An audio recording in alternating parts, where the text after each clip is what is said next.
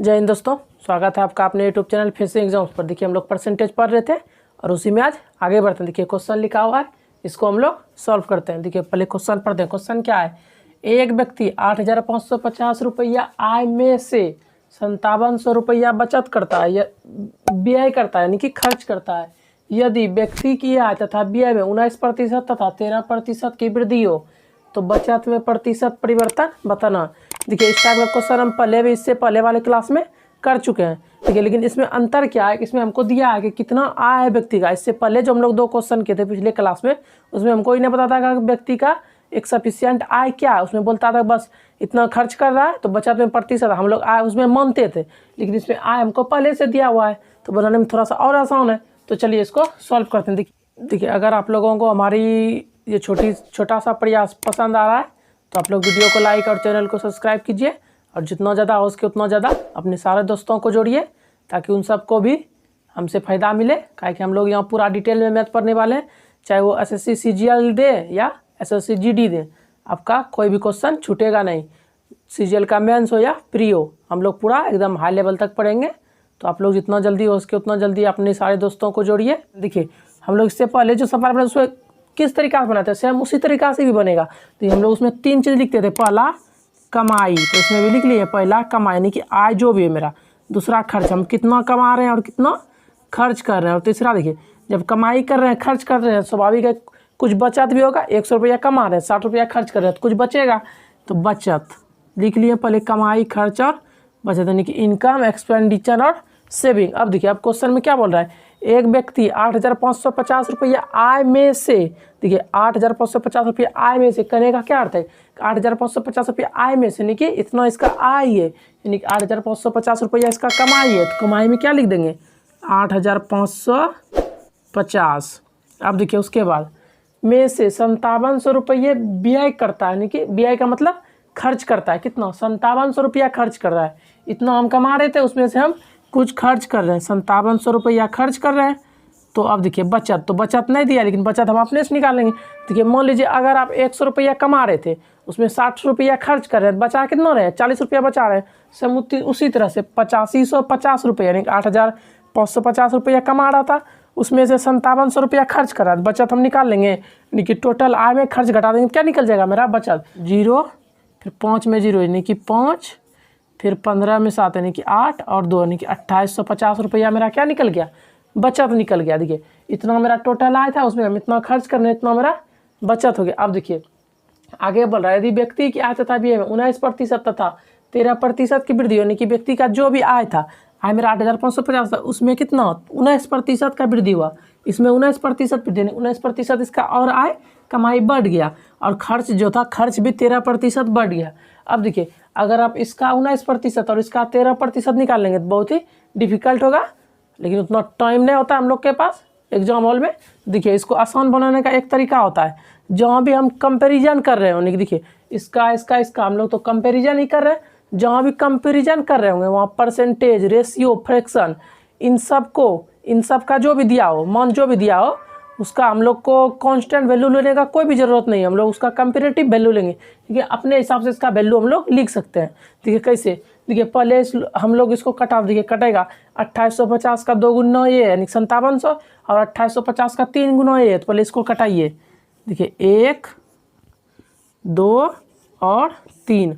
अब ये कटाएं कितना 2850 से 2850 कटा दिए एक बार में, 2850 का 2 गुना ये, तो 2850 से कटा दिया 2 बार में, ये 3 गुना तो इसको कटा दिया 3 बार में।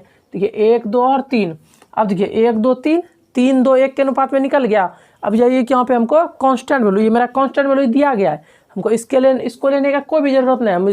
हम लोग कंपेरेटिव वैल्यू से भी सॉल्व कर सकते हैं। देखिए जी कैसे, अब देखिए 3, 2, 1, अगर यहाँ भी 19% और 13% दोनों का निकालेंगे तो पॉइंट में आ जाएगा। वो तो और डिफिकल्ट है। देखिए इसको आसान करने के लिए क्या करेंगे, हम लोग 3 को क्या मान लेते हैं 300, 2 को मान लेते हैं 200 और 1 को क्या मान लेते हैं 100। अब देखिए सब में हम लोग 2, 2 जीरो अपने मन से ऐड कर दिए। क्या देखिए अगर सबका फिर से हमको यही लाना हो तो सबका 2, 2 जीरो कटाएंगे, 3:2:1, फिर से यही आ जाएगा, यानी कि कोई फर्क नहीं पड़ेगा। बस यही करने का अर्थ है, कांस्टेंट वैल्यू को आप छोड़ के खुद से ऐसा कंपेरेटिव वैल्यू बना सकते हैं। वही हम लोग किए, कांस्टेंट वैल्यू जो था मेरा छोड़ दिए, हम लोग खुद से ऐसा कंपेरेटिव वैल्यू बना दिए। आई होप कि आप लोग को यहाँ तक समझ में आया होगा कैसे किया। अब देखिए, अब अगर यहाँ तक आप आ गए तो इससे आगे कुछ है ही नहीं, बस जो प्रश्न बोल रहा है उसको सॉल्व कर दीजिए सिंपली। देखिए प्रश्न क्या बोल रहा था, यदि व्यक्ति की आय तथा व्यय यानी कि खर्च में 19% तथा 13% की वृद्धि हो। देखिए आय में कितना 19%, तो मेरा 300 है, 300 का 19%, देखिए 100 का 19% 19 और 300 यानी कि 3 गुना 19 गुना 3 क्या हो जाएगा 57, यानी कि 300 कितना हो गया 357। 19% बढ़ने के बाद आय क्या आ गया 357। अब देखिए व्यय यानी कि 13% खर्च बढ़ गया। देखिए 200 का 13%, 100 का 13% 13, 200 का 13% क्या हो गया यानी कि 2 गुना 26, तो 200 था तब क्या हो गया 226। तो अब देखिए अब बचत यानी कि 357 रुपया कमा रहे थे, उसमें 226 रुपया खर्च कर रहे हैं, तो बच्चा कितना रहा यानी कि सिंपली जो कमाई था और कमाई में हम खर्च को घटा देंगे तो क्या निकल जाएगा बचत। देखिए 357 में 226 को घटाइए, देखिए 7 में से 6 घट गया 1, फिर देखिए 5 में से 2 यानी कि 3, और फिर क्या 3 में से 2 यानी कि 1। अब देखिए यहाँ तक आ गया यानी कि मेरा देखिए 19% आय बढ़ने के बाद कमाई 357 हो गया, 13% खर्चा और बढ़ गया 200 से 226 हो गया, तो बचत कितना हो गया मेरा, बचत भी बढ़ गया। पहले 100 बचा रहे थे अब 131 बचा रहे हैं। तो बोल रहा है कि बचत में प्रतिशत परिवर्तन बताना, हमको बचत में बताना है प्रतिशत परिवर्तन।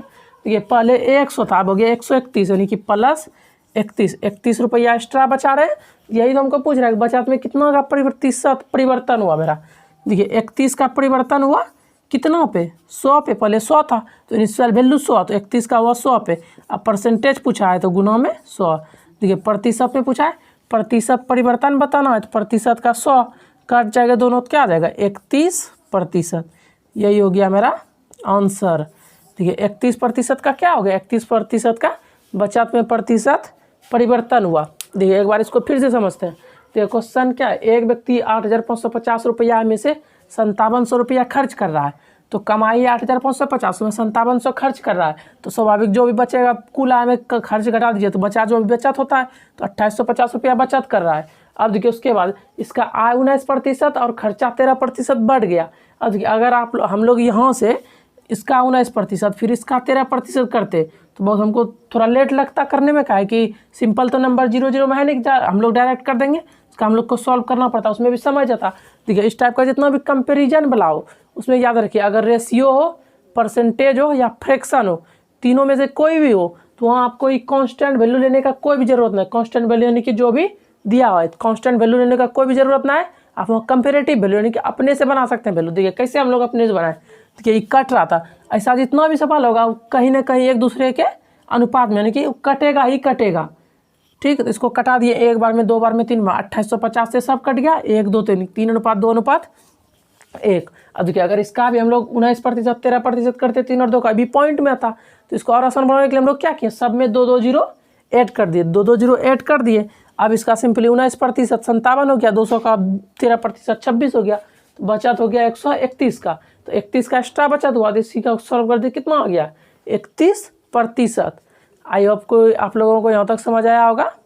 तो आज के लिए इतना ही रखते हैं, तब तक के लिए जय हिंद।